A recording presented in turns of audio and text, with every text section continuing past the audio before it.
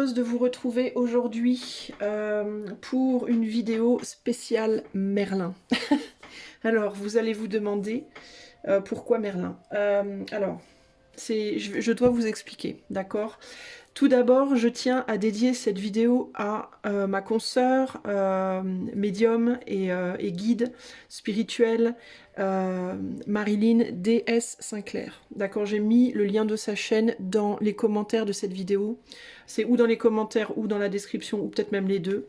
Et je tiens à lui dédier cette vidéo. Pourquoi? Parce que si je fais cette vidéo ce matin, c'est parce que j'ai été fortement inspirée par la toute dernière vidéo qu'elle a mise en ligne, que d'ailleurs je vous invite à aller voir. J'ai partagé aussi cette vidéo dans la communauté de ma chaîne, parce que aujourd'hui c'est un jour vraiment magique pour moi. Il s'est passé des trucs de dingue niveau...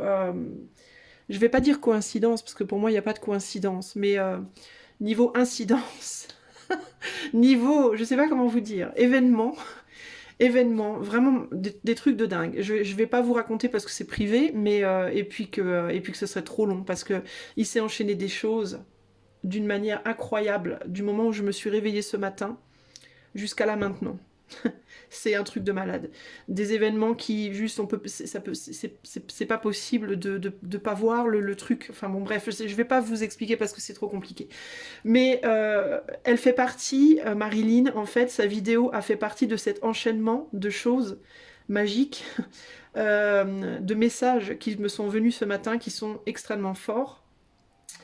Et donc, c'est ma manière de remercier l'éther et de remercier l'énergie de Marilyn, son âme, entre guillemets, que de faire cette vidéo-là. Bon, alors, je fais pas cette vidéo pour lui faire de la concurrence. Hein. Si je prends le thème de Merlin, c'est parce que dans le choix que moi j'ai fait de la vidéo qu'elle a fait, elle a parlé de Merlin et j'ai senti que je devais faire quelque chose par rapport à ça, donc je le fais. Mais c'est pas une concurrence. Je vais pas faire un message, c'est pas un tirage choix, c'est un tirage général. Je vais poser 3 questions. La première, je vais demander que Merlin me parle de lui, de qui il est, dans son âme, dans son énergie. La deuxième, je vais demander un message uniquement pour Marilyn, pour honorer ce qu'elle a fait et rendre quelque chose, que ça retourne une énergie positive envers elle. Et pour moi, pas pour moi, mais un message, après je vais demander, la troisième question, ce sera d'avoir un message pour le collectif. Voilà. Voilà ce que je vais faire. Alors, je vais utiliser pour ce faire le mystérieux labyrinthe et le tarot, le Golden Tarot de Kate Black. Et on va voir où cela nous mène, entre guillemets. Ok? Alors c'est parti. Donc merci encore à toi Marilyn si tu viens à regarder cette vidéo. Je te remercie encore du fond du cœur pour les vidéos que tu fais. Sachez que Marilyn, pour les gens qui ne la connaissent pas, elle fait des vidéos vraiment d'une très très grande qualité. Elle a une profondeur d'analyse de ouf, elle a une énergie merveilleuse, enfin bon, c'est quelqu'un que j'apprécie énormément, et je regarde toutes tes vidéos, je n'en rate aucune. Voilà, alors, c'est parti, on va se concentrer sur Merlin. Alors j'ai mis de l'ambre ici, pourquoi de l'ambre? Parce qu'avant de commencer cette vidéo, j'ai voulu mettre, j'ai fait mon petit truc, je me suis mise en condition, et j'ai été guidée à mettre de l'encens d'ambre.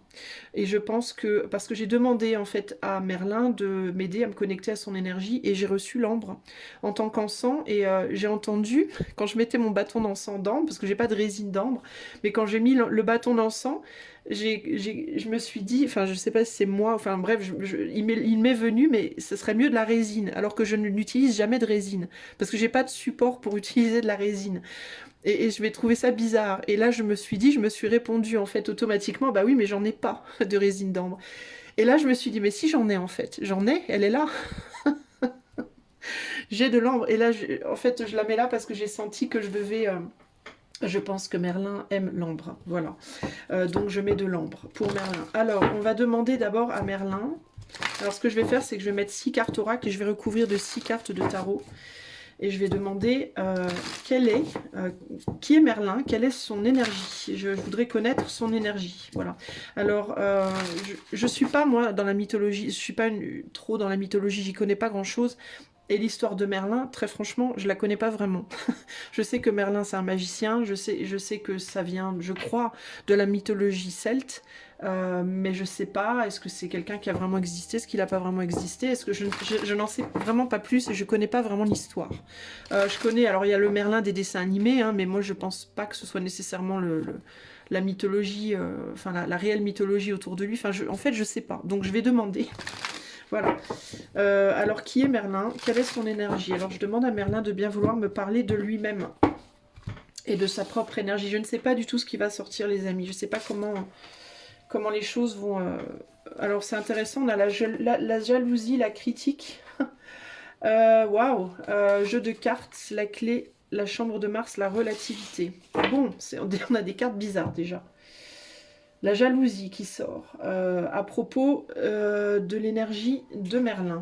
Intéressant, jalousie. Alors c'est peut-être quelqu'un qui était très jalousé, peut-être très jalousé, très critiqué. Alors le jeu de cartes, on a deux personnes hein, qui jouent aux cartes ici. Hein. Donc ça peut être des adversaires. Je ressens peut-être l'énergie de personnes qui faisaient la même chose que lui ou qui étaient autour de lui. C'est peut-être quelqu'un qui était très jalousé, très critiqué. Ici on a le nombre 5. Le 5 dans le tarot, c'est l'énergie du pape. Donc il y a une idée ici de quelqu'un qui avait une prestance, qui avait comment dire, une posture, une prestance, des pouvoirs, clairement, le pape, une connaissance qui pouvait être jalousé ou critiqué. Ici, on a le 31. 31, on retombe sur le 4. Le 4, c'est l'empereur. Donc, il y a encore cette idée vraiment de prestance. Alors, ça pouvait être quelqu'un. Alors, qui peut-être était entouré de gens très haut placés, très élevés, qui avaient beaucoup de connaissances, beaucoup de pouvoir. Et avec la chambre de Mars, il y a pu avoir des actions qui ont été menées, peut-être par des gens de pouvoir, peut-être des rois ou je sais pas, ou d'autres magiciens comme lui, qui le critiquaient, qui le jalousaient. Mais j'entends que lui aussi pouvait peut-être avoir cette ombre-là chez lui. Hein. C'était peut-être quelqu'un aussi qui pouvait lui-même être jaloux d'autres personnes. Parce que j'ai plus l'impression ici que c'est un entourage, un milieu. J'ai du mal à respirer d'un seul coup. C'est étrange. On a la clé ici et la relativité. Pourquoi la relativité? Ici, la relativité, on est sur le 3. Le 3, c'est l'impératrice. Donc, il y a quelque chose d'intériorisé. Il y a quelque chose par rapport à la souveraineté, encore une fois.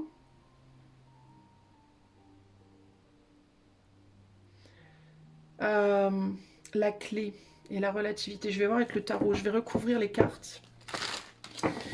Moi, on me parle de jeu, on me parle d'adversaire, on me parle de compétition, on me parle de jalousie, de critique. Alors c'est... Pardon.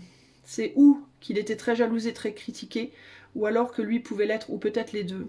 Très critique peut-être et un peu jaloux, on va voir. La clé et la relativité. Je vais recouvrir avec les tarots, on va voir ce que ça me dit. Alors, est-ce que tu peux me décrire ton énergie, s'il te plaît? Parce que c'est quand même son énergie que je demande. Donc la jalousie, ça a pu faire partie de lui. Hein. Moi, je vois personne dans ce monde comme tout blanc ou tout noir, les amis. Hein, je dois vous le dire aussi. Je suis quelqu'un de très neutre. Hein, donc, je pense pas que Merlin ait été un être parfait. Je pense pas que Merlin eût été Dieu. Je sais même pas si le Dieu lui-même est parfait, à la limite. Mais je sais que ça va être objet de controverse, mais je me pose la question. Il a créé un monde imparfait après tout, et il a créé un monde à son image, n'est-ce pas? Donc je vous laisse méditer là-dessus. Alors pourquoi la jalousie, Merlin? Le 4 de bâton. Alors jalousie par rapport à ce qu'il a construit, par rapport à ce qu'il a fait, ce qu'il a fondé, ce qu'il a construit. Peut-être une jalousie intérieure aussi en lui, peut-être une tendance à jalouser les autres parfois aussi en lui-même. J'essaie de voir ce que le 4 de bâton me dit ici. Le 4 de bâton, c'est des fondations quand même. Donc ça peut parler des fondations en termes de famille, en termes de ce qu'on a fait, en termes de ce qu'on a accompli, mais ça peut être des fondations en soi aussi. Hein. Jalousie, sur le jeu de cartes, on a le roi de coupe. Donc pour moi, je vous parlais, vous voyez, je vous parlais je vous parlais peut-être de personnes de pouvoir de royauté ou d'autres personnes de pouvoir autour de lui. Il y a peut-être une personne en particulier, un roi ou quelqu'un autour de lui qui jalousait Merlin ou qui était jalousé de lui. On a le signe du Cancer ici. Alors je sais pas si il y a des rois qui étaient du signe du Cancer, j'en sais rien, mais il y a pu avoir un adversaire, il y a pu avoir une personne en particulier dans sa vie, une personne qui avait un pouvoir sur lui ou sur qui il avait un pouvoir et avec qui il y avait des forts aspects de critique, de lutte, des divergences. Mais ça peut être aussi une personne, Merlin, enfin une énergie dans laquelle il peut y avoir deux choses. Le côté lumineux, le côté du roi de cœur ou du roi de coupe, et un côté un peu plus sombre, euh, où il peut y avoir des aspects de jalousie et de critique. Alors est-ce que c'est quelqu'un dont peut-être le côté sombre serait ça, et le côté lumineux pourrait être sa capacité d'utiliser ses capacités pour le bien peut-être. C'est un petit peu difficile à comprendre tout ça. Pourquoi la clé? La clé, on a la grande prêtresse, donc il y a les connaissances. Donc c'est quelqu'un qui avait des clés, des connaissances, une sagesse. Une sagesse qui peut-être lui a permis... Ah, d'accord, d'accord, d'accord, d'accord, je commence à comprendre. Une sagesse qui lui a permis de relativiser ce côté sombre. C'est quelqu'un qui s'est peut-être battu pendant longtemps dans sa vie contre des aspects d'envie et de jalousie, justement. Alors ok, bah, je commence à comprendre ce qu'il essaie de me dire. Alors, c'est ou bien quelqu'un qui a souffert toute sa vie de gens jaloux qui l'ont envié, qui l'ont critiqué et qui avait heureusement en lui la clé, une des connaissances et une sagesse qui lui ont permis de relativiser ses actes de rétaliation, ses actes de réponse, entre guillemets, face à la critique, pour ne pas sombrer justement dans quelque chose de négatif lui-même. Ou alors, c'est quelqu'un qui avait des fondations en lui-même qui pouvait l'amener à une forme de jalousie, mais il a appris au cours de sa vie peut-être comment ne pas céder à ça, comment relativiser cette énergie plutôt sombre et l'utiliser pour quelque chose de positif. Globalement, c'est quelqu'un qui a pu ressentir de la jalousie, mais aussi en subir.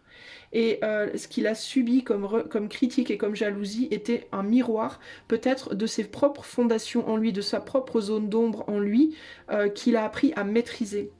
C'est comme s'il me disait un peu là que sa magie, entre guillemets, presque est née de ça, de cet art. Cet art justement de la jalousie et de la critique qui ont un aspect sombre et un aspect lumineux, et de comment on utilise ces choses pour impacter soi-même et impacter les autres de manière ou négative ou positive selon comment on se place. Il y a quelque chose comme ça ici. Pourquoi la critique? Voilà, on a le magicien. Donc il y a vraiment cette idée d'utiliser l'énergie de la critique pour faire sa magie. Alors c'est peut-être, ce qu'il me dit aussi peut-être, c'est que son art était peut-être beaucoup basé par rapport à ça, à la critique. La critique de soi, la critique de l'autre. Et l'utilisation de la critique des autres et de l'énergie positive et ou négative de la critique en l'autre. Les mots, par les actes, tout ce qui peut dénoter d'un combat d'adversaire ici, de quelque chose, d'un combat d'adversaire. Il y a l'idée que la magie, c'est un peu ça en fait. La magie, pourquoi on fait de la magie? On la fait ou en positif ou en négatif quand on en fait, mais on en fait tous en fait, c'est juste qu'on réalise pas. Il y a les gens qui le font de manière consciente, hein, les gens qui font par les runes, par des bougies, par des sorts, par tout ce qu'on veut. Et les autres qui le font de manière journalière, non consciente, par les mots, par les pensées, par tout ça, c'est de la magie, c'est une forme de magie tout ça en fait également. Et tout est basé en fait, c'est comme s'il me disait là qu'il avait compris que tout était basé par rapport à ça. La critique. Euh, la critique, j'entends dans le mot critique là, alors je sais pas si c'est relié, mais moi quand je vous le dis j'entends critère aussi. Alors je sais pas pourquoi, mais j'entends critères. Donc la manipulation de critères, de critiques, euh, des mots, des actes, conscient ou inconscient, il avait une forme de sagesse et de connaissance par rapport à ça, et il arrivait à jouer avec ça, à manipuler ça pour créer le bien, pour faire des actes positifs, négatifs, pour manipuler les choses. C'est quelque chose comme ça. Et pour moi, il avait une grande capacité à ça, et par cette capacité à ça, il arrivait à se défendre peut-être de critiques et d'actes qu'on faisait envers lui. En ces termes, je ne sais pas si c'était véritablement un magicien comme on l'entend dans les dessins animés au cinéma ou autre, autant qu'un magicien, des mots, un philosophe, peut-être quelqu'un aussi qui avait un esprit critique fort et qui avait des connaissances, certes, hein, avec la sagesse, il y a l'idée des connaissances aussi peut-être autres, astrologie, mathématiques, etc. Je pense que c'est un peu comme John Dee, Johannes Dee, qui était le mage attitré de la reine Elisabeth Ier, je crois, si je ne me trompe pas, euh, au XIIe, XIIIe siècle, je ne sais plus trop, et qui a créé la monade et qui était lui-même un peu un Merlin, c'est-à-dire qu'il était un magicien, mathématicien, astrologue, pardon, etc., astronome, astrologue, enfin il avait plusieurs disciplines comme ça. Mais il y a cette idée de manipuler, j'entends ici avec ces deux cartes aussi, de manipuler la fondation des autres, ici. D'avoir eu conscience que certaines personnes avaient pu manipuler ses propres fondations à lui ou jouer avec ses fondations à lui, avec son ombre à lui pour l'amener à certaines choses et qu'il a compris ça et qu'il a appris à l'utiliser lui-même pour le faire également, mais plus peut-être dans la sagesse. En bien, dans la lumière, on va dire. Sur la chambre de Mars, on a l'as de Pentacle. Donc on a compris qu'on avait une opportunité ici d'actionner des leviers, entre guillemets, pour amener la lumière dans les conflits. Alors c'est peut-être quelqu'un qui résolvait beaucoup de conflits autour de lui.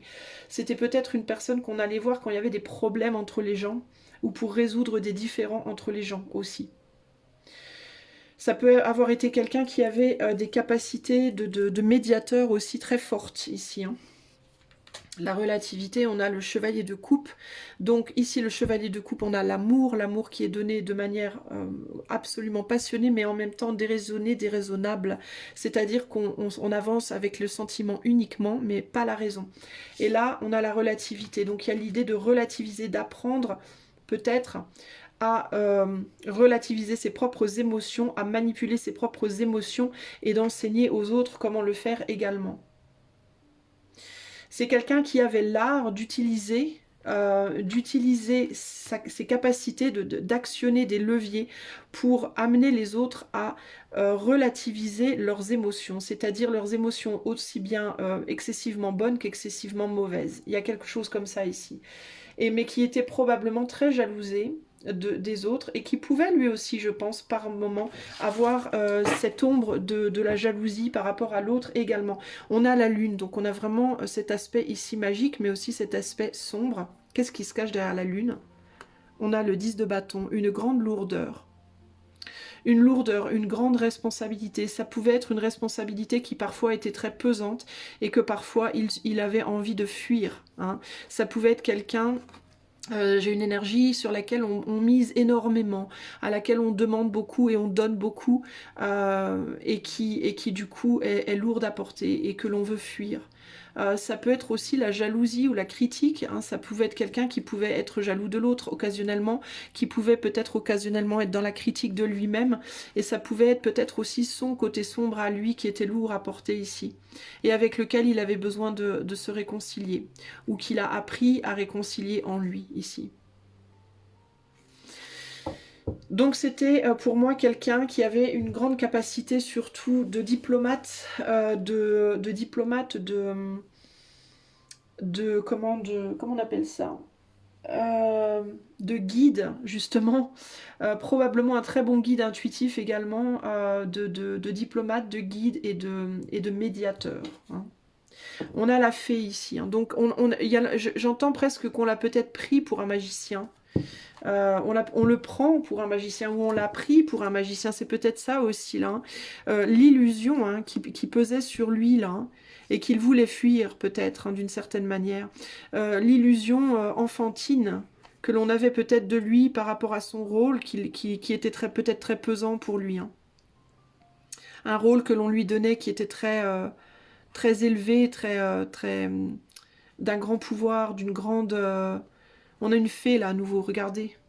C'est dingue, regardez, sérieusement. On a on a deux fois la fée là. C'est ouf. Et le soleil derrière la fée. Donc le soleil, c'est vraiment le lion, c'est vraiment la reconnaissance, ce qu'on projette. Je pense qu'il avait une image, il donnait une image qui était pesante pour lui. Ou alors, il peut nous dire ici aussi que peut-être l'image que l'on donne de lui peut être pesante.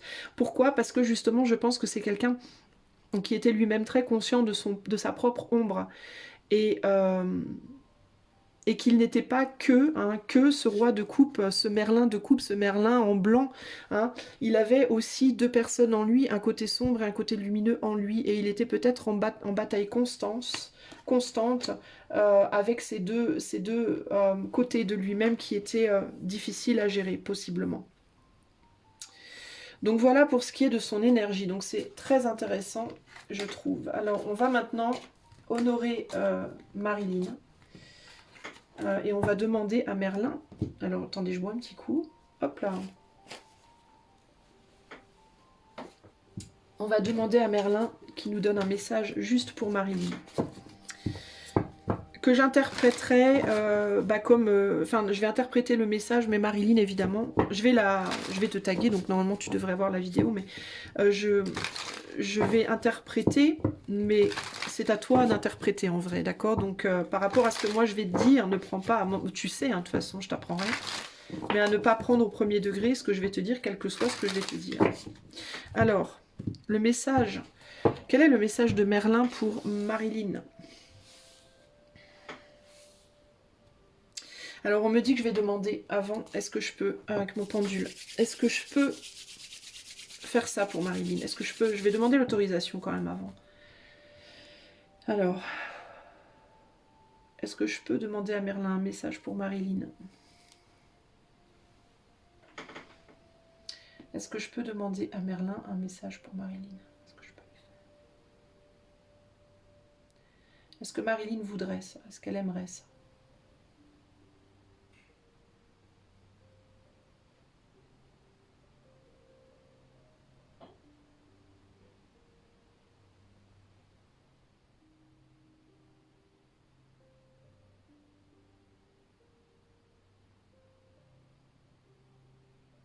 J'attends d'avoir... J'ai plutôt un oui, mais j'attends d'avoir une réponse un peu plus.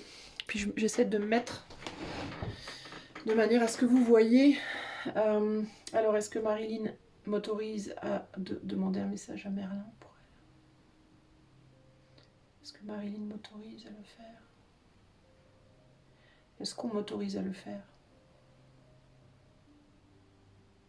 Si on me dit non, je fais pas, hein, les amis.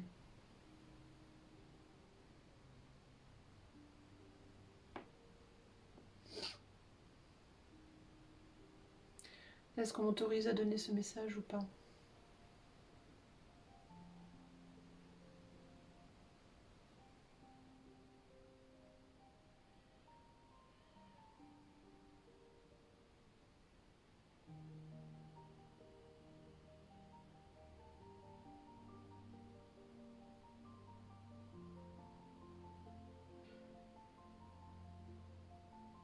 Je veux un oui ou un non ferme, s'il vous plaît.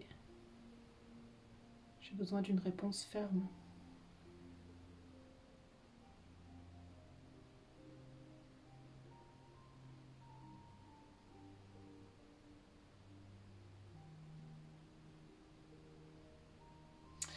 C'est plutôt un bon oui. Alors, je vais le faire. Ok. Alors, Merlin, quel est ton message à Marilyn?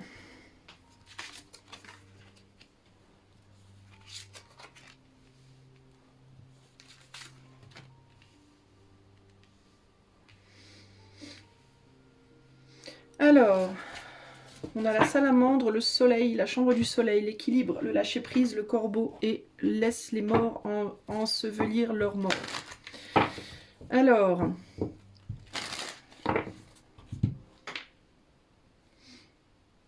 la salamandre, normalement, c'est intéressant parce que c'est l'animal de ma ville. C'est là que j'habite à Sarlat, la Canéda, dans le sud-ouest, et l'emblème de Sarlat, c'est la salamandre. Donc c'est rigolo qu'elle sorte là. Donc la salamandre, c'est un animal qui, la légende de la salamandre, c'est qu'elle est capable de rentrer dans le feu et d'en ressortir indemne. Bon, évidemment, c'est pas vrai, mais c'est la légende qui s'attache. Donc il y a l'idée de peut-être d'une purification ou d'une renaissance, hein. Ça peut parler de purification, de renaissance. Ici, avec la chambre du soleil, on parle du lion, de la représentation, de ce qui brille, de ce qui est vu, de ce qui est compris, reconnu. Il y a quelque chose par rapport à l'ombre et la lumière ici avec l'équilibre. Alors, lâcher prise avec la salamandre. Peut-être lâcher prise du passé. Parce que cette salamandre, elle regarde derrière elle. Comme si elle avait déjà été purifiée, comme si elle avait déjà traversé les flammes, qu'elle avait déjà été purifiée, qu'elle avait déjà mis derrière elle des épreuves, une voire plusieurs épreuves, mais qu'elle n'avait pas encore complètement lâché prise de ça, et qu'on lui demandait d'aller de l'avant, d'aller vers le soleil, ou alors peut-être qu'il y a une hésitation à retraverser une nouvelle épreuve, parce que le soleil, c'est le feu également. Donc, il peut y avoir ici l'idée de vouloir lâcher prise peut-être du passé, mais de se retrouver confronté peut-être à une nouvelle épreuve avec le corbeau. Alors le corbeau, c'est un animal qui peut être vu négativement. Moi, je le vois très positivement, le corbeau, parce que c'est un de mes en fait, c'est mon oiseau favori. Enfin, je vais être très sincère, c'était jusqu'à ce que le merle entre dans ma vie, le petit merle noir. Et d'ailleurs, ça m'a fortement interloqué que Marilyn parle de Merlin dans son tirage, enfin le choix que moi j'ai fait, parce que le merle, c'est mon oiseau, donc le merle 1, merle in, donc le merle à l'intérieur de, moi ça m'a forcément touché, symboliquement parlant. Alors attendez, je vais juste regarder la symbolique du corbeau dans cet oracle. Pour moi, le corbeau, c'est l'oiseau le plus intelligent, et donc c'est un oiseau qui sait exactement ce qu'il fait.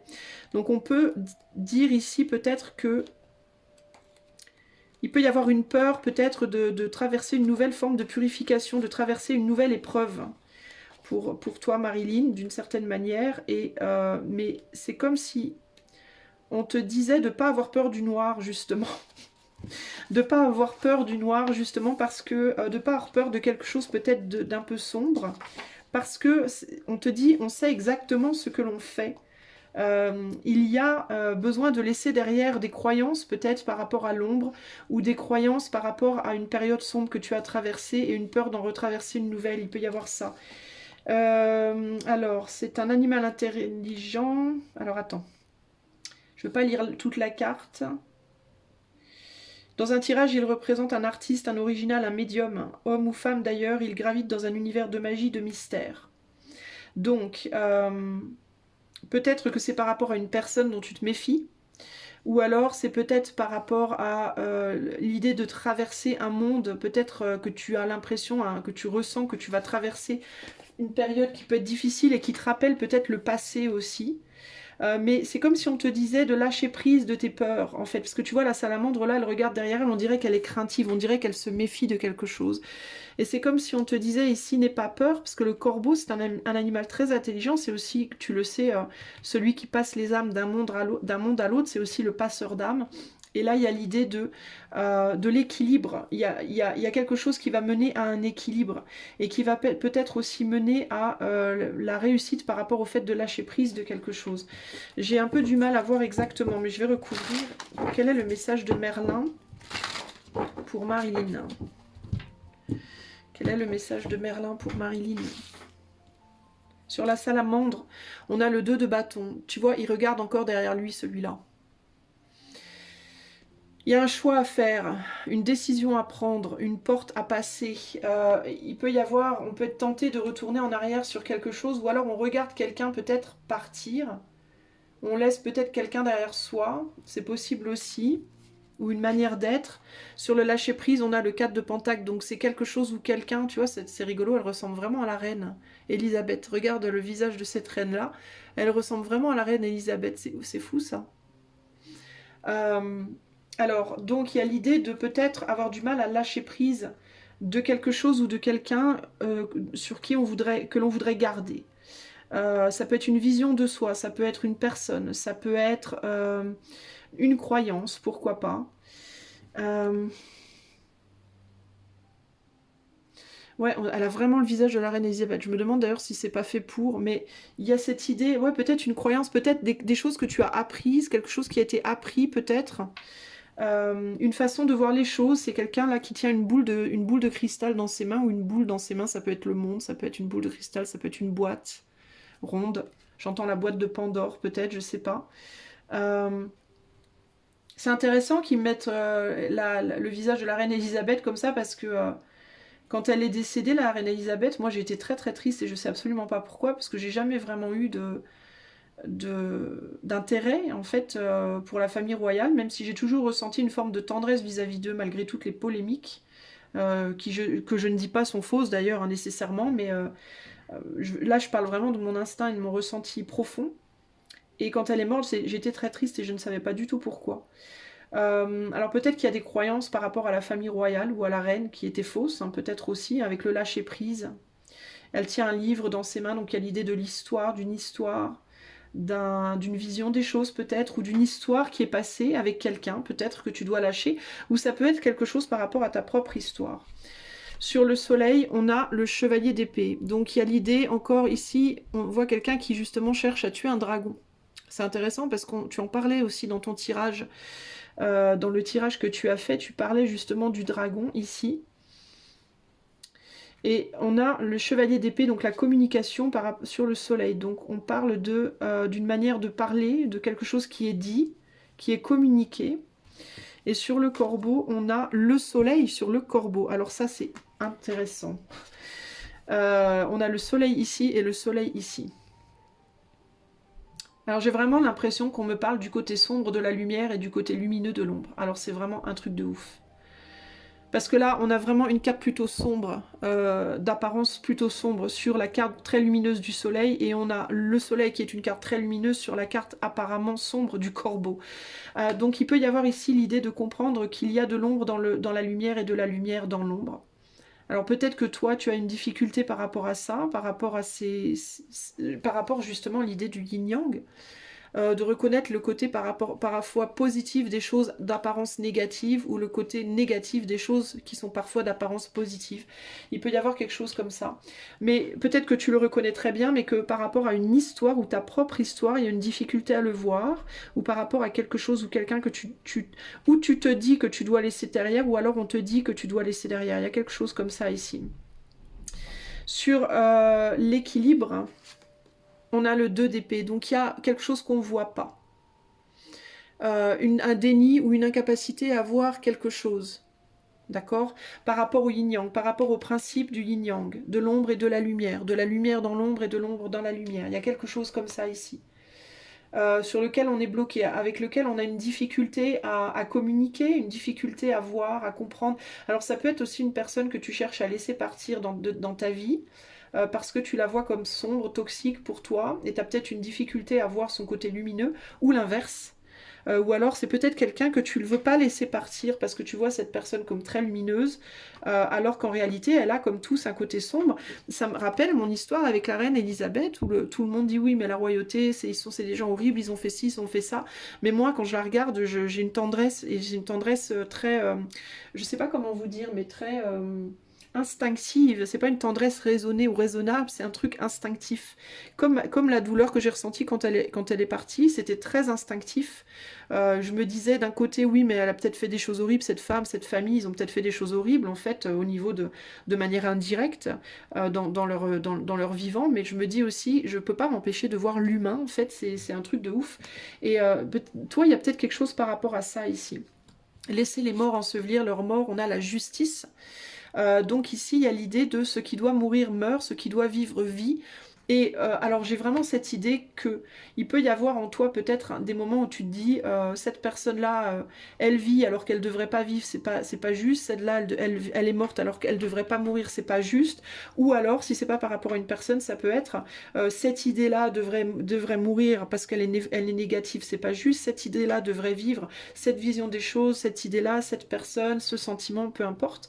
Il y a l'idée ici qu'au-delà de la justice des hommes, il y a une justice divine et que parfois les choses qui nous paraissent les plus terribles, les plus sombres, sont en réalité porteuses de quelque chose d'extrêmement positif et bénéfique, mais on ne le voit pas.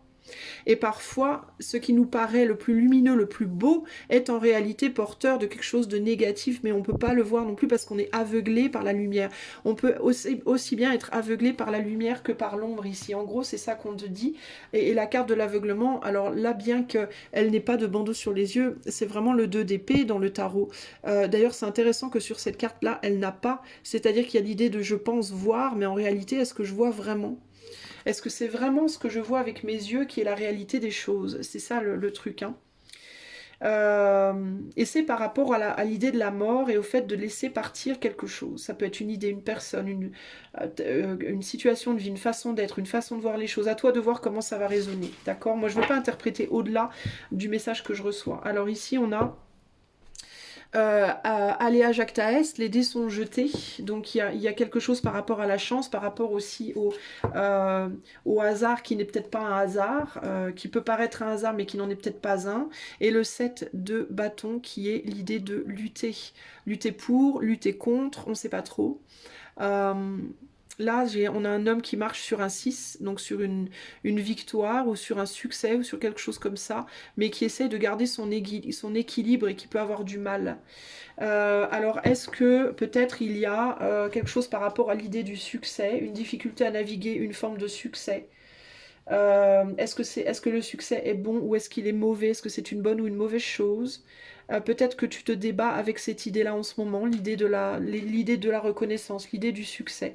Est-ce que c'est quelque chose qui peut être difficile pour toi à voir? Mais en tout cas, voilà de quoi Merlin te parle aujourd'hui, voilà ce sur quoi il te porte les yeux, aussi bien les yeux physiques que les yeux psychiques. Voilà le message pour toi. Marilyn, j'espère que d'une manière ou d'une autre, ça t'aidera, ok? Alors voilà pour Marilyn, maintenant je vais demander à Merlin un message pour le collectif et on va voir ce que Merlin nous dit. Alors, hop. Allez, un petit coup de boisson. Histoire de ne pas avoir la bouche complètement sèche. Alors, Merlin, qu'est-ce que tu as à dire au collectif, à l'humain? Je me sens empirisée. Je sais pas.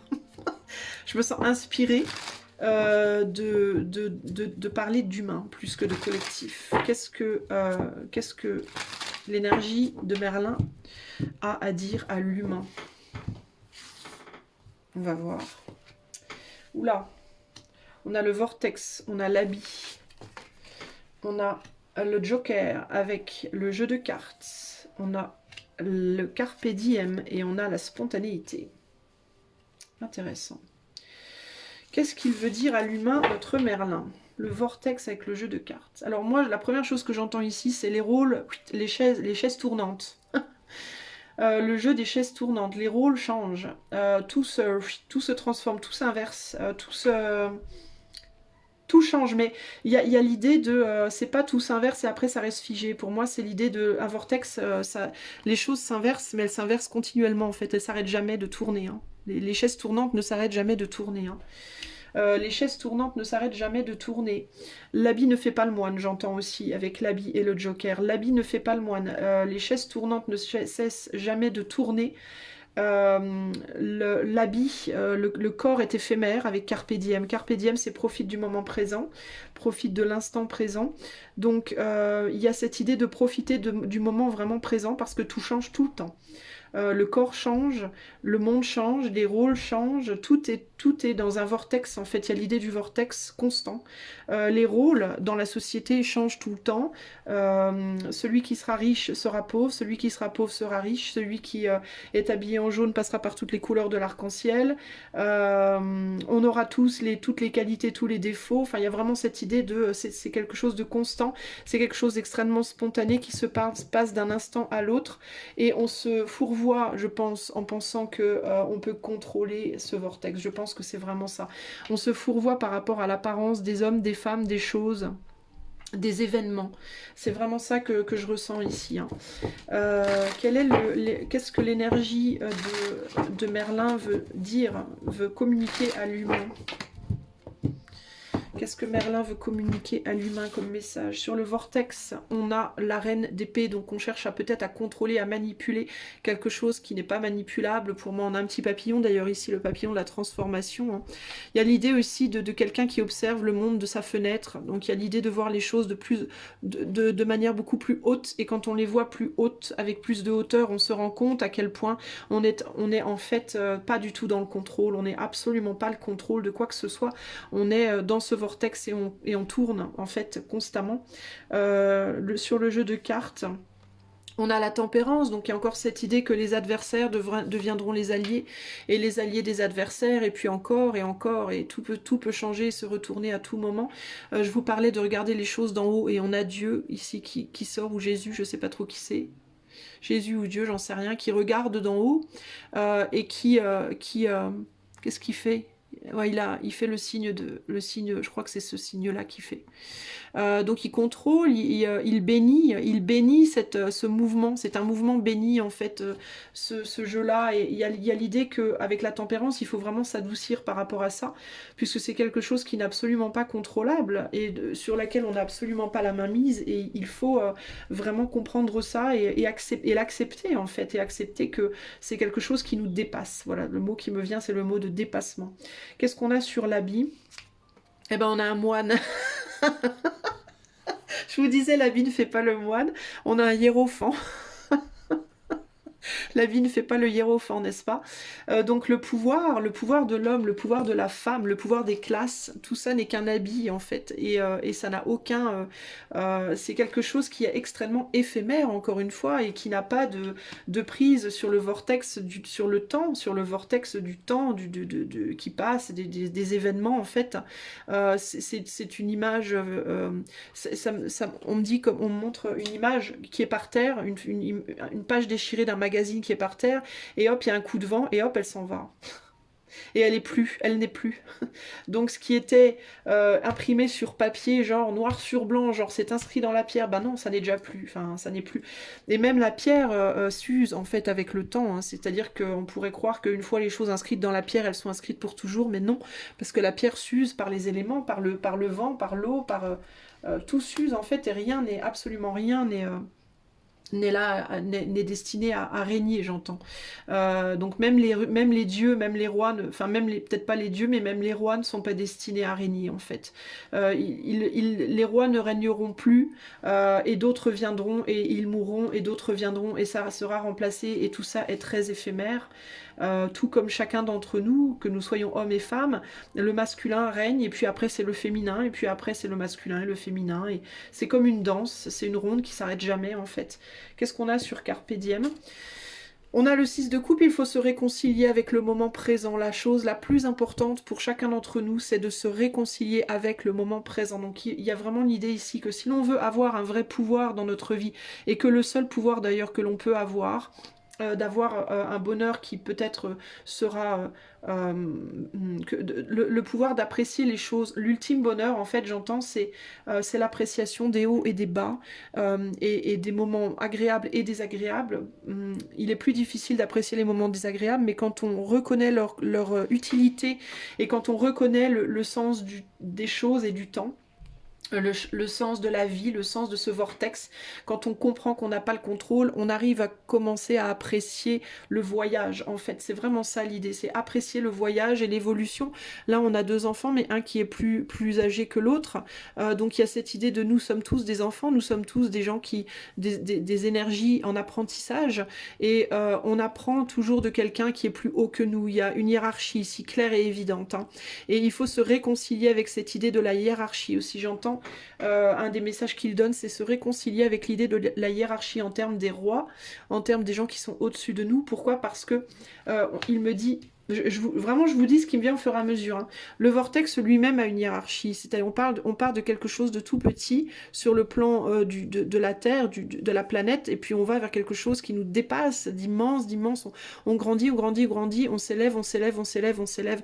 Donc le principe de la hiérarchie n'est pas un principe, c'est pas un principe hors norme, c'est un principe en fait totalement normal et à l'image du vortex universel en fait, ici. Et on commence tout petit, on commence dans une toute petite graine, freine et on s'élève vers le ciel, et plus on grandit, d'ailleurs l'humain grandit de bas en haut, il s'élève dans son évolution, que ce soit spirituel, que ce soit physique. Il commence par un sperme et puis finit par un homme ou une femme à sa taille ultime, et puis il se désagrège et il part en éther et il s'élève vers l'éther, et il y a vraiment cette idée de bas vers le haut. Le vortex ne marche pas de haut en bas, le vortex marche de bas en haut. D'accord, et c'est un vortex qui ne s'éteint pas, en fait, qui est continu. Nous, on voit des vortex sur notre planète qui démarrent et qui se terminent. Une tornade par ici, une tornade par là, mais la tornade ultime, c'est la tornade dans laquelle nous, les âmes, on est enfermés, entre guillemets. Et il faut se réconcilier avec ça, parce que c'est la seule manière de voir la beauté du voyage, hein, véritablement. Sur le Joker, on a le chevalier de coupe. Donc, il y a l'idée de se laisser porter par la spontanéité des événements, et de peut-être ne pas chercher à contrôler, parce que c'est la meilleure façon de profiter avec le cœur de ce voyage, de vraiment obtenir toute la beauté, toute la bonté, tout le plaisir que ce voyage peut nous offrir, le plaisir du voyage de la vie, c'est vraiment ça ici, hein. Et si on essaye de contrôler ça, si on veut pas accepter cette idée de hiérarchie, en fait, et de la temporalité, de l'éphémérité des choses, alors on se fourvoie et on ne voit pas, on n'est pas capable. Du coup, vous voyez là, le Joker, il se cache les yeux, mais il tourne le dos aussi à ce plaisir, justement, au charme de l'expérience. Sur la spontanéité, on a la tour, bah oui, tout est voué à tomber, tout ce qui est tombé s'élèvera, et tout ce qui s'est élevé tombera. Donc il y a l'idée ici que si on pense que, par exemple, sur un plan très terre à terre, comme je parle au collectif humain, on est beaucoup dans la souffrance en ce moment par rapport au gouvernement. Si on pense que le gouvernement auront toujours la main mise, c'est pas vrai. Certains s'élèveront, d'autres tomberont. Voilà. Et tout comme les lois, tout comme les gouvernements, tout comme les idéologies, voilà, c'est que des choses qui seront éphémères, qui viendront à être et puis qui passeront. Et penser qu'on peut contrôler ça, qu'on peut arrêter ça, c'est vraiment se fourvoyer, mais au sens extrêmement large du terme. Pour moi, ici, il y a vraiment l'idée dont se fourvoie. Regardez, on a le continuum. Enfin, c'est quand même un truc fou. On commence avec un vortex, on termine avec un continuum. Alors, ce qui est intéressant avec ces deux cartes, c'est qu'ici, j'ai l'impression qu'on voit que, ici... Alors, moi, ça me fait penser vraiment à la réincarnation. Pourquoi? Attendez, j'essaye de me dépatouiller. Pourquoi? Parce que... Alors, waouh, je vois des trucs de ouf ici, hein, les amis. Alors, la première chose que je viens, c'est que j'ai cette idée aussi qu'il y a un changement de monde possible. Pourquoi? Parce que sur notre Terre, nous, quand un vortex arrive sur la planète, on le voit physiquement comme ça. C'est sa représentation dans notre monde. Mais ici, le continuum, on a l'impression que ce vortex, il est inversé, vous voyez? Et qu'au lieu de le voir de notre monde, on le voit d'un autre monde. D'accord? Donc, c'est-à-dire qu'il est remonté. Et c'est peut-être ce qui se passe quand il y a une tornade, hein. C'est comme si la tornade, elle venait chercher quelque chose sur notre planète et qu'elle remonte dans le ciel, et peut-être Enfin, après, là, j'imagine des trucs, mais je vous dis ce qui me vient, en fait, les inspirations qui me viennent. C'est possible que ce qui rentre dans ce vortex ressorte quelque part ailleurs, dans un autre monde, dans un autre univers. C'est intéressant parce que je vois que toutes les stars font en ce moment, qui est le symbole de l'œil unique. Vous savez, toutes les stars, elles se cachent un œil dans leurs photos. Et on pense que c'est lié aux Illuminati, etc. Et peut-être, je vois un peu ce symbole-là ici, d'une certaine manière, je vois un œil, ici.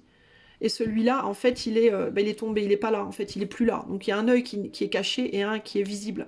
Il peut y avoir ici l'idée de, on le sait, donc peut-être que les gens, les stars, entre guillemets, les gens qui sont peut-être haut placés et qui ont des sociétés secrètes, des choses comme ça, ont peut-être cette connaissance déjà, le savent en fait, et c'est peut-être pour ça qu'elles se lâchent, qu'elles font n'importe quoi, parce qu'il peut y avoir cette idée de... on s'en fout en fait, on s'en fout parce qu'on sait que peut-être que ces gens savent que derrière il y a autre chose et que rien n'est une fin en soi, et du coup on s'en fout. Alors pour moi, personnellement, hein, pour moi Isa, c'est pas une raison pour s'en foutre, mais c'est pas une raison pour s'en foutre, parce que c'est pas ce que Merlin nous dit ici, hein. Merlin il nous dit pas faites n'importe quoi, hein, foutez-vous de tout et faites n'importe quoi. Merlin il nous dit plus en fait quelque chose du style acceptez, enfin ne vous inquiétez pas. C'est plus en termes de ne vous inquiétez pas, parce parce que même les choses les plus moches prendront fin éventuellement. Et elles iront ailleurs, elles iront dans un autre monde. Et vous irez aussi dans un autre monde. On ira tous au final quelque part dans un autre monde. Il y a l'idée avec le continuum de la continuité, c'est-à-dire de ce monde n'est pas une fin en soi, il y a autre chose derrière, il y a autre chose après. Ici, on a l'empereur. On a l'empereur, donc cette idée de contrôle. Donc le contrôle continuera toujours, mais il continuera ailleurs.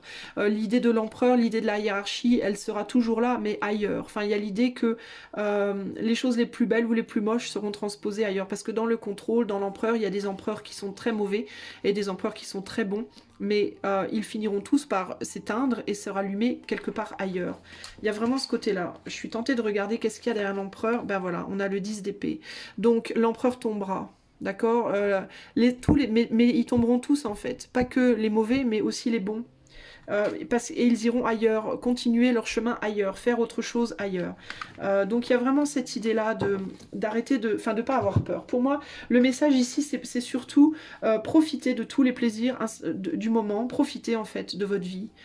Dans l'équilibre, il y a quand même cette idée d'équilibre, essayer de garder un équilibre, de ne pas tomber dans les extrêmes. Alors peut-être aussi parce que justement, le côté, la maîtrise de ce contrôle, de son pouvoir, la maîtrise du contrôle et du pouvoir sera transposée ailleurs et selon peut-être la manière dont vous aurez exercé votre pouvoir là maintenant, vous amènera peut-être aussi des répercussions peut-être dans une autre vie. Par exemple, un truc, on va dire un tyran, quelqu'un qui tyrannise son peuple par exemple, d'accord, et qui vit sa vie en tyrannisant son peuple et qui meurt très vieux et qui a tyrannisé son peuple pendant très longtemps. Cette personne, on me dit, enfin c'est ce que je ressens ici, ira ailleurs, sera transposée ailleurs éventuellement, finira par mourir et par partir quelque part ailleurs, mais devra continuer avec le continuum, devra continuer son chemin et continuer à apprendre jusqu'à ce que peut-être il se stabilise, jusqu'à ce qu'il retrouve un équilibre. Et cet équilibre sera de nouveau mis en danger plus tard. Et à nouveau, la personne devra rééquilibrer. Donc, c'est comme si on me disait que même sa propre bonté ou sa propre méchanceté, entre guillemets, sera constamment remise en jeu parce que ça fait partie d'une évolution, encore une fois ça fait partie d'un apprentissage, ça fait partie du fait de s'élever, de se purifier. C'est comme si on était des pépites d'or et qu'on devait être purifié, qu'on était dans une grosse mare de boue et qu'à chaque continuum, à chaque vortex, à chaque continuum, on devait être de plus en plus purifié jusqu'à arriver à être la pépite entre guillemets. Alors après, est-ce que ce vortex, ce continuum a une fin un jour ? Je vais laisser ça au mystère. Moi, je me contente de vous dire ce que Merlin me dit, le message de Merlin pour nous.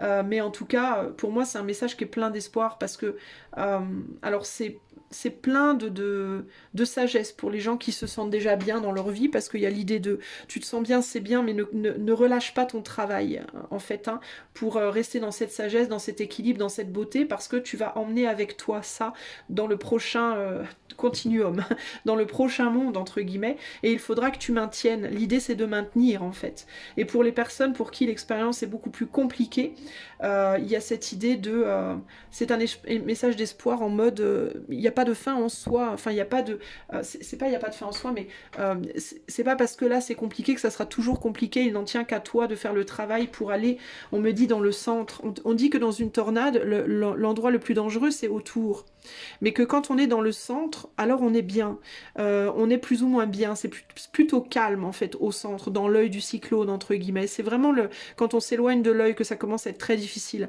Et il peut y avoir l'idée du yin-yang aussi, parce que les avions qui passent dans les cyclones, dans les tornades, et qui filment, quand elles traversent le truc, c'est très, très sombre, mais quand elles sont au milieu, le soleil revient. Donc ça peut être aussi une image du yin-yang, en mode...